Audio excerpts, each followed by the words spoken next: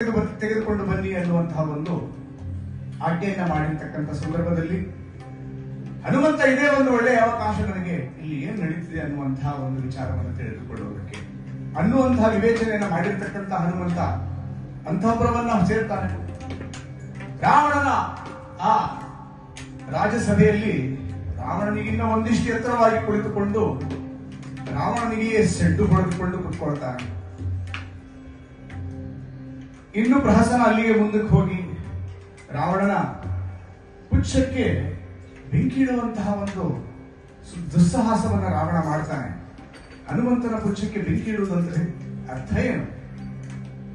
ಪ್ರಪಂಚವನ್ನೇ ಸುಟ್ಟು ಬಿಡ್ತೀನಿ ಅನ್ನುವಂತಹ ಒಂದು ಸಂಕಲ್ಪವನ್ನ ಮಾಡಿರತಕ್ಕಂತಹ ಹನುಮಂತ ಆ ಲಂಕೆಯನ್ನೆಲ್ಲ ಸ್ವರ್ಣ ಲಂಕ, ಎಲ್ಲರಿಗೂ ಗೊತ್ತು, ಸುವರ್ಣ ಖಚಿತವಾಗಿರತಕ್ಕಂತಹ ಲಂಕೆ, ಅಲ್ಲಿ ಯಾವುದಕ್ಕೂ ಕಡಿಮೆ ಇಲ್ಲ, ಕೊರತೆ ಇಲ್ಲ. ಅಂತಹ ಲಂಕಾ ಪಟ್ಟಣವನ್ನ ಭಸ್ಮ ಮಾಡಿಬಿಡ್ತಾನೆ. ಭೀಮ ರೂಪವನ್ನ ತಾಳಿ ಎಲ್ಲ ಅಸುರರನ್ನ ಸಂಹಾರ ಮಾಡ್ತಾನೆ. ಬಹುಶಃ ಆವತ್ತೇ ರಾವಣನ ಸಂಹಾರ ಕೂಡ ಮಾಡಬಹುದಾಗಿತ್ತು ಹನುಮಂತನಿಗೆ, ಅಂತಹ ಬಲಶಾಲಿ ಶಕ್ತಿಶಾಲಿ ಹನುಮಂತನೇ. ಆದ್ರೆ ಮಾಡಲಿಲ್ಲ. ಈ ಕಾರ್ಯವನ್ನ ನಿರ್ವಹಿಸುವುದು ಅವನ ಜವಾಬ್ದಾರಿ ಅಲ್ಲವೇ ಅಲ್ಲ. ಅದು ಹನುಮಂತನಿಗೆ ತುಂಬಾ ಚೆನ್ನಾಗಿ ತಿಳಿದಿದೆ. ಈ ಕಾರ್ಯಕ್ಕಾಗಿ ಶ್ರೀಮನ್ನಾರಾಯಣ ಶ್ರೀರಾಮನ ಅವತಾರವನ್ನು ತಾಳಿದ್ದಾರೆ. ಇದು ನನ್ನ ಕೆಲಸವಲ್ಲ, ಇದು ಅವನ ಕೆಲಸ ಅನ್ನುವಂತಹ ವಿವೇಚನೆಯಿಂದ ಅಲ್ಲಿಂದ ವಾಪಸ್ ಬರ್ತಾರೆ. ಇನ್ನೊಂದು ಪ್ರಹಸನವನ್ನು ನೀವು ನೋಡಿದ್ರೆ,